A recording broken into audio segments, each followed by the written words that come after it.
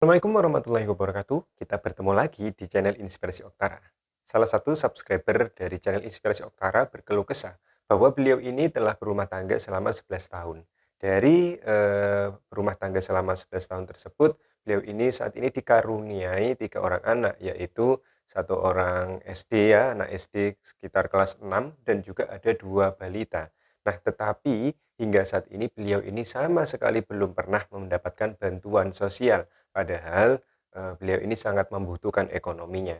Kira-kira harus menunggu berapa lama lagi ya KPM ini bisa maksud saya harus berapa lama lagi menunggu orang ini atau keluarga ini bisa memperoleh bantuan sosial?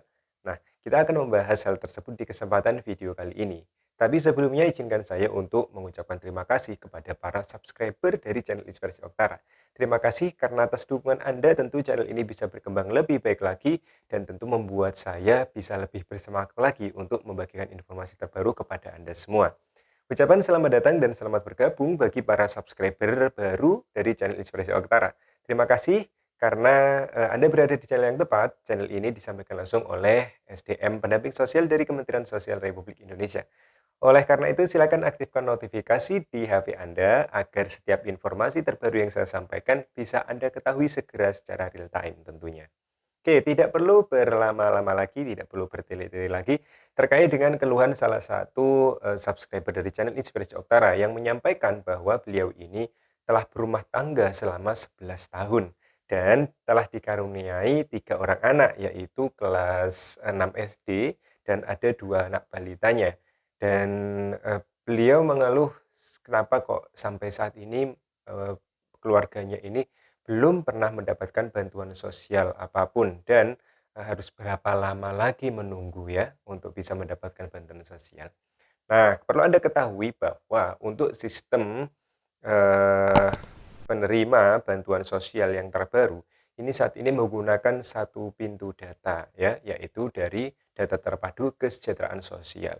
Jika dulu kita bisa, menggunakan data dari pusat acuan data yaitu hasil dari, sensus yang dilakukan oleh BPS yang sudah lama ya tentunya.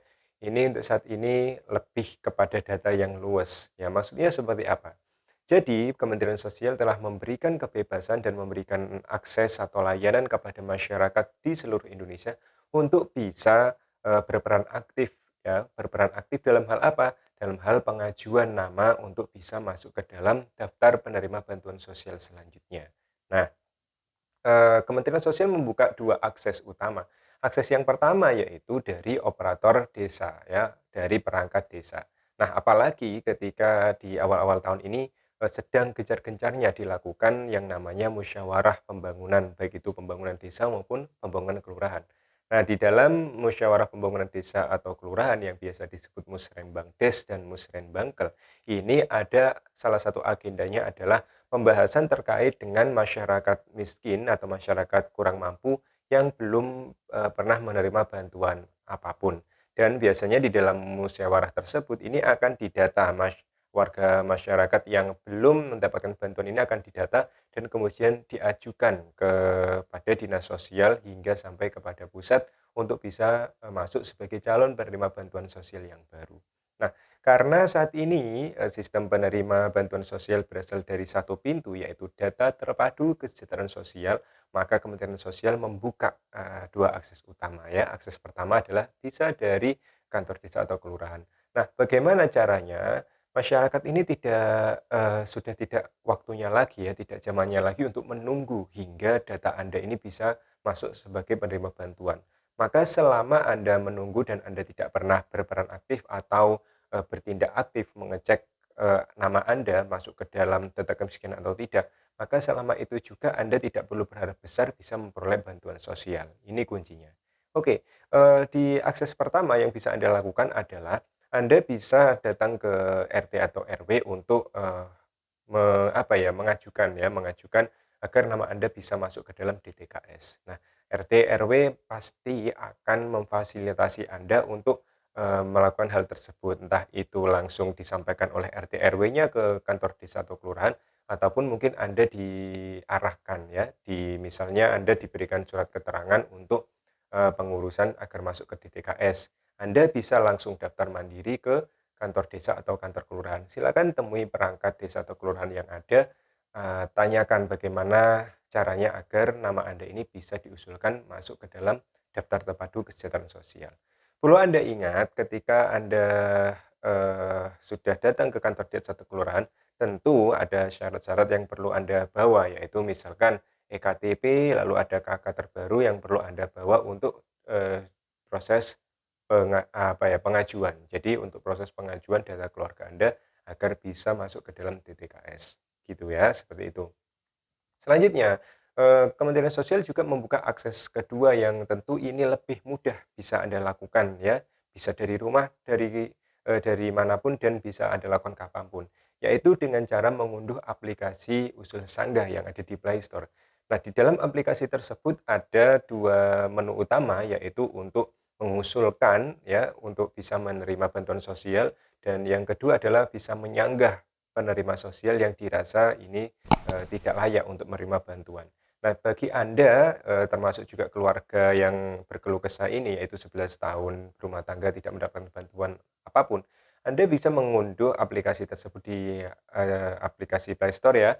Anda bisa mengunduh aplikasi Usul Sanggah dan di sana tentu Anda bisa mengusulkan nama Anda untuk bisa memperoleh bantuan sosial ya. Yang jelas disiapkan, foto ektp-nya ya, disiapkan nomor KTP yang valid ya, dan juga silakan Anda siapkan untuk foto, rumah tampak depan. Jadi itu yang perlu Anda lakukan. Jadi 2 akses utama ini adalah kemudahan yang diberikan oleh Kementerian Sosial untuk lebih, menciptakan data ini lebih transparansi ya, transparansinya bisa lebih terjaga agar, data ini transparan bisa diketahui oleh banyak orang. Jadi tidak ada lagi keluhan bahwa data yang muncul ini itu saja atau data yang, penerima ini hanya orang-orang itu saja. Karena sepanjang bantuan sosial terus dijalankan, maka data-data penerima ini bisa saja berubah dari waktu ke waktu ya. Yang mampu bisa langsung dicoret oleh pihak operator desa dan operator dinas sosial. Bagi yang belum mampu, belum mendapatkan bantuan, bisa diajukan dan bisa mengusulkan. Jadi seperti itu. Anda tidak perlu menunggu ya, tidak zamannya lagi menunggu, silakan Anda berperan aktif ya untuk mengurus data Anda ya melalui 2 akses tersebut. Bisa melalui desa atau kelurahan atau melalui aplikasi mandiri dengan mengajukan ke aplikasi Usul Sanggah. Jadi tidak perlu, menunggu lama-lama lagi, silakan Anda usaha. Karena bagaimanapun yang namanya rezeki juga perlu dijemput, tidak bisa Anda hanya menunggu kapan kapan dan sampai kapanpun jika nama Anda tidak masuk ke dalam DTKS, otomatis Anda tidak akan pernah memperoleh bantuan sosial. Karena sumbernya itu penerima bantuan sosial sekali lagi adalah dari data terpadu kesejahteraan sosial yang ada di Kementerian Sosial Republik Indonesia. Nah, selanjutnya ketika nama Anda sudah diajukan oleh pihak desa ataupun Anda mengajukan mandiri, otomatis tidak serta-merta ya 1 bulan atau 3 bulan selanjutnya Anda langsung memperoleh bantuan sosial, tidak seperti itu. Karena ini akan ada, sistemnya itu proses ya pengajuan dari tingkat bawah desa kelurahan, nanti akan divalidasi atau diverifikasi oleh dinas sosial dan kemudian akan naik ke, sampai ke ke provinsi ya, maaf, ke provinsi hingga nanti sampai ke pusat. Oleh pusat nanti data-data yang sudah lolos dan masuk ke dalam DTKS ini nanti akan divalidasi atau diverifikasi ulang oleh petugas di lapangan. Bisa dari pihak desa atau kelurahan atau langsung dari pendamping sosial di bawah naungan Kementerian Sosial seperti saya misalnya.